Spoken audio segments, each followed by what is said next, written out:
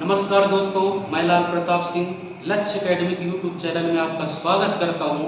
आज हम लोग नया टॉपिक्स भारतीय इतिहास के बारे में डिस्कशन करेंगे, उनको बारीकियों से समझने का प्रयास करेंगे। तो सर्वप्रथम हम लोग स्टार्ट करते हैं भारतीय इतिहास का परिचय से।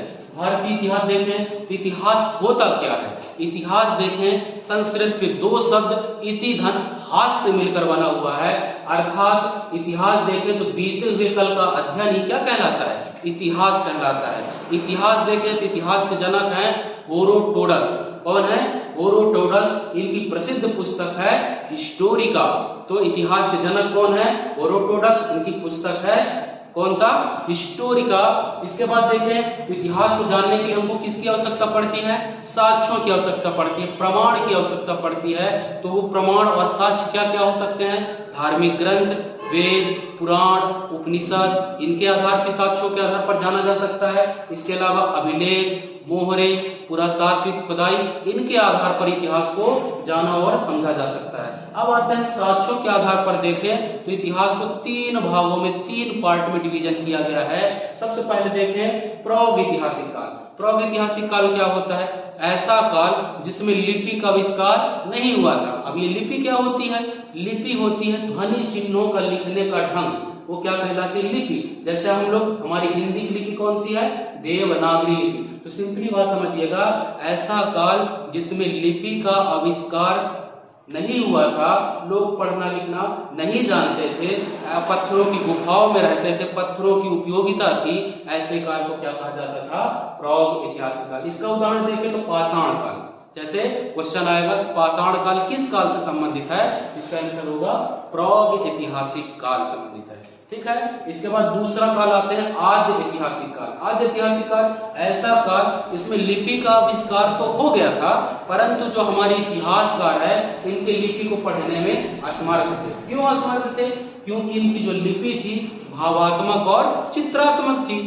भावात्मक और चित्रात्मक, जिसके कारण हमारे इतिहासकार इसको पढ़ने में असमर्थ थे। और इनकी ऐसी लिपि जो भावात्मक और चित्रात्मक होती है उसको ब्राष्टोपीदन कहा जाता है। ये भी एग्जाम में नोट कर लीजिएगा, कई बार एग्जाम में आ चुका है कि भावात्मक और चित्रात्मक लिपि को विज्ञान की भाषा में क्या कहा जाता है? ब्राष्टोपीदन कहा जाता है। तो आद्य ऐतिहासिक और प्रागैतिहासिक समझ गए हूं। इनका उदाहरण सिंधु घाटी सभ्यता। तीसरा काल में आते हैं ऐतिहासिक काल।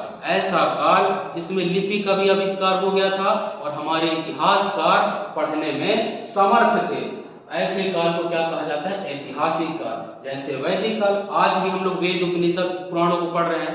तो साक्ष्यों के आधार पर देखें तो तीन भागों में इतिहास को बांटा गया है, प्रागैतिहासिक, आद्य ऐतिहासिक, ऐतिहासिक। इसके बाद आते हैं भारतीय इतिहास को काल क्रमों के आधार पर तीन भागों में बांटा गया, प्राचीन भारत, मध्य भारत, आधुनिक भारत। प्राचीन भारत की शुरुआत होती है सिंधु घाटी सभ्यता से। तो एक एक करके डिस्कशन करेंगे। प्राचीन भारत की शुरुआत हम लोग पढ़ेंगे क्या क्या। सबसे पहले सिंधु घाटी सभ्यता। सिंधु घाटी सभ्यता के बाद आएगा वैदिक काल। वैदिक काल के बाद आएगा महाजनपद काल। महाजनपद काल के बाद आएगा बौद्ध धर्म, जैन धर्म। इसके बाद आ जाएगा मौर्य काल, मौर्योत्तर काल। इसके बाद गुप्त काल, वर्धन वंश, राजपूत काल, इसमें गुर्जर प्रतिहार, राजपूत, पाल वंश जैसे आएंगे। इसके बाद दक्षिण के राजवंश। ये सभी टॉपिक्स किसके अंतर्गत आएंगे? प्राचीन भारत के। हम लोग एक एक टॉपिक को चर्चा करेंगे। सबसे पहले आता है प्राचीन भारत की शुरुआत होती है सिंधु घाटी सभ्यता से। सिंधु घाटी सभ्यता नाम क्यों पड़ा? क्योंकि ये सभ्यता जो है सिंधु नदी के किनारे फली फूली, इसलिए इसका नाम क्या पड़ा? सिंधु घाटी सभ्यता। तो इसका काल देखें तो 2300 से 1750 ईसा पूर्व के काल को क्या कहा जाता है? सिंधु घाटी सभ्यता। जैसे भारत में सिंधु घाटी सभ्यता थी, इसी के समकालीन तीन अन्य सभ्यताएं देश के बाहर थी। जैसे इराक का मेसोपोटामिया, कौन से नदी किनारे? दजला और फरात नदी किनारे। इसी प्रकार मिस्र की सुमेर सभ्यता।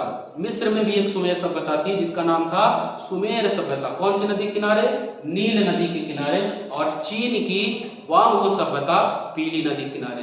तो जैसे भारत का सिंधु घाटी सभ्यता है, इराक का मेसोपोटामिया है, चीन का वांग हो है और मिस्र का सुमेर सभ्यता। ये सभी सभ्यताएं एक दूसरे के समकालीन थी। सभ्यता देखे तो होता क्या है, रहन सहन का ढंग, रीति रिवाज, ये सब क्या कहलाता है, सभ्यता। हमारे भारतीय इतिहास की पहली सभ्यता मानी जाती है सिंधु घाटी सभ्यता को। 2300 से 1750 ईसा पूर्व काल को क्या कहा जाता है, सिंधु घाटी सभ्यता। अब इसका डिटेल थोड़ा सा चर्चा कर लेते हैं।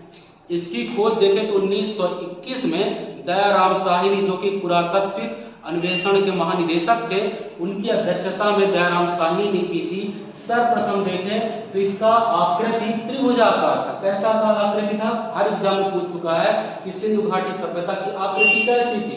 तो सिंधु घाटी सभ्यता की आकृति त्रिभुजाकार थी।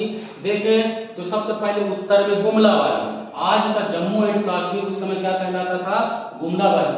यहां से लेकर दक्षिण में दयामाबाद, आज का महाराष्ट्र क्या कहलाता था, दयामाबाद। और पूर्व में देखें तो आलमगीरपुर, आज का यूपी बिहार क्या कहलाता था, आलमगीरपुर। और पश्चिम में देखें तो सुरकोटटा बलूचिस्तान अफगानिस्तान तक इतने क्षेत्रफल पर फैला हुआ था। इसका कुल क्षेत्रफल देखें तो 12,99,900 वर्ग किलोमीटर पर फैला हुआ था। लगभग 13 लाख वर्ग किलोमीटर पर ये जो सिंधु घाटी सभ्यता है फैली हुई थी। सिंधु घाटी सभ्यता में अनेक नगर प्राप्त हुए हैं। इनको देखें तो सेंधो कहा जाता था। सिंधु घाटी सभ्यता के क्या कहा जाता था, सेंधो। और यहाँ के जो निवास करने वाले थे उनको मेलुहा कहा जाता था। क्या कहा जाता था, मेलुहा। और जो यहाँ कपास उगाते थे उनको सेंडेल कहा जाता। तीनों क्वेश्चन कई बार एग्जाम में आ चुका है। सिंधु घाटी को सेंधो कहा जाता था, यहाँ के निवासियों को मेलुहा कहा जाता था। और जो कपास उगाते थे, सूती वस्त्र को आप लोग पढ़े होंगे, सूती वस्त्र सर्वप्रथम कहां से प्राप्त हुआ, सिंधु घाटी सभ्यता। जो कपास उगाते थे उनको सिंडेन कहा जाता था। तो यहाँ हम सिंधु घाटी सभ्यता मेन परिचय पढ़ लिए हैं। इसके बाद देखें सिंधु घाटी सभ्यता में प्रमुख 7 प्रमुख नगर थे। कितने प्रमुख नगर थे, 7 प्रमुख नगर थे। नगर तो बहुत सारे प्राप्त हुए हैं, 450 से ज्यादा, परंतु प्रमुख नगर थे 7 प्रमुख नगर थे। इनके बारे में थोड़ा सा जान लेते हैं। तो सर्वप्रथम सिंधु घाटी सभ्यता में देखें तो हड़प्पा, सर्वप्रथम खोजी गई सभ्यता नगर कौन सा था, हड़प्पा।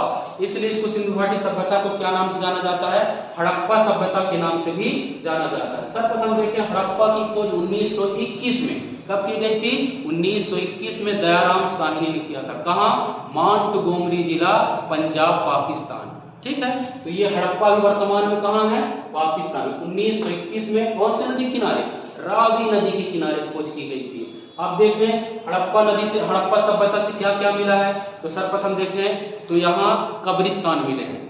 क्वेश्चन आएगा कि कब्रिस्तान कहां से प्राप्त हुए हैं, हड़प्पा से, जिसका नाम था RH और C37, 2 कब्रिस्तान प्राप्त हुए हैं। इसके अलावा श्रृंगार पेटी प्राप्त हुई है। इसके अलावा देखें तो ऋग्वेद में इसका उल्लेख भी प्राप्त हुआ है। विशाल अन्नागार और सभागार भी कहां से प्राप्त हुए हैं, हड़प्पा से प्राप्त हुए। ये भी क्वेश्चन आ सकते हैं, हड़प्पा से क्या क्या प्राप्त हुआ है। हड़प्पा की खोज 1921 में दयाराम साहिनी ने किया था। कौन सी नदी किनारे, रावी नदी के किनारे, माउंटगोमरी जिला, पूर्वी पंजाब, पाकिस्तान। दूसरा नगर देख लेते हैं मोहनजोदड़ो। इसको सिंध का बाग कहा जाता है, सबसे सुवस्थित नगर मोहनजोदड़ो। इसकी खोज 1922 में राखलदास बनर्जी ने किया था। याद रखना, बहुत सारे क्वेश्चन आते हैं। सिंध का बाग किसे कहा जाता है, तो मोहनजोदड़ो को जो है सिंध का बाग कहा जाता है। 1922 में इसकी खोज की थी, किया गया था। कौन सी नदी किनारे, सिंधु नदी के किनारे, सिंधु नदी के किनारे इसकी खोज की गई थी 1922 में। इसकी खोज करता है राखलदास बनर्जी। कौन खोज करता है, राखलदास बनर्जी। यहां से देखें तो क्या क्या प्राप्त हुआ है। यहाँ सर्वाधिक सुवस्थित नगर था। तो यहाँ देखें तो हमको क्या क्या प्राप्त हुआ। सर्वप्रथम देखें तो यहाँ स्नानागार प्राप्त हुए हैं, कुबड़ वाला सांड प्राप्त हुआ है, सूती वस्त्र का साक्ष्य प्राप्त हुआ है। इसके अलावा घरों में कुओं का अवशेष प्राप्त हुआ है। पीपल के पत्ती में, मोहरों में पीपल की पत्ती का उल्लेख प्राप्त हुआ। सब कहां से प्राप्त हुआ, मोहनजोदड़ो से प्राप्त हुआ। याद रखिएगा। तीसरी जो नगर था चूंदड़ो। कौन सा, चूंदड़ो। 1931 में कौन खोज किया था, NG मजूमदार ने चूंदड़ो की खोज की थी 1931 में। कौन सी नदी, सिंधु नदी किनारे। यह भी देखें तो मोहनजोदड़ो से 30 किलोमीटर दूरी पर स्थित है। यहाँ देखें तो मेन मनके बनाने का कारखाना, बिल्ली और कुत्ते पंजों का अवशेष, 2 संस्कृति झुकर और झांगर प्राप्त हुई है। कहां से, चूंदड़ो से। तीसरा देखें कालीबंगन। कालीबंगन देखें 1953 में, है ना, घोष और थापर ने इसका खोज किया था। किसने किया था? घोष और थापर ने। कालीबंगन कौन सी नदी के किनारे? घग्गर नदी के किनारे। घग्गर नदी के किनारे दोस्तों 1953 में कालीबंगन में घोष और थापर ने इसकी खोज की। यहाँ देखिए ये बहुत इंपॉर्टेंट है, इससे बहुत सारे क्वेश्चन एग्जाम पूछते हैं। यहाँ से देखें तो सर्वप्रथम क्या क्या प्राप्त हुए हैं? कच्ची ईंटों के मकान, लकड़ी की नालियां, जूते हुए खेत, अग्निकुंड का साज। सर्वाधिक ही क्वेश्चन इसमें पूछता है, याद रखना, लकड़ी की नालियां, कच्ची ईंटों के मकान, इसके अलावा जूते हुए खेत, अग्निकुंड का साज, सभी कहां से प्राप्त हुए? कालीबंगन से। और कौन सी नदी? घग्गर नदी। खोजकर्ता घोष और थापर। बन जाएगा यहाँ तक। इसके बाद देखिए लोथल, एकमात्र पत्तन नगर। पत्तन नगर मतलब बंदरगाह। लोथल देखें 1957 में देखें SR राव ने इसकी खोज किया था। 1957 कौन सी नदी किनारे? भोगवा नदी के किनारे। एकमात्र पत्तन नगर। पत्तन मतलब होता है बंदरगाह। इसके बाद आते हैं धौलावीरा 1973 में। कौन किया था? RS बिष्ट ने किया था 1973 में धौलावीरा। यहाँ मुख्यतः तांबे की कुल्हाड़ी और पके मिट्टी का हल प्राप्त हुआ। इसके अलावा बनावली 1990 में बनावली की खोज की गई थी। ये भी SR बिष्ट ने इसका खोज किया था 1990 में बनावली में।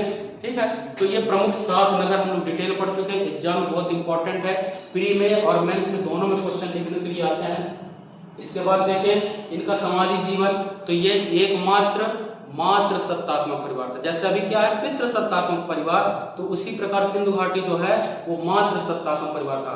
मात्र सत्तात्मक मतलब माताओं से अगले संतान को उनका अधिकार प्राप्त होता था।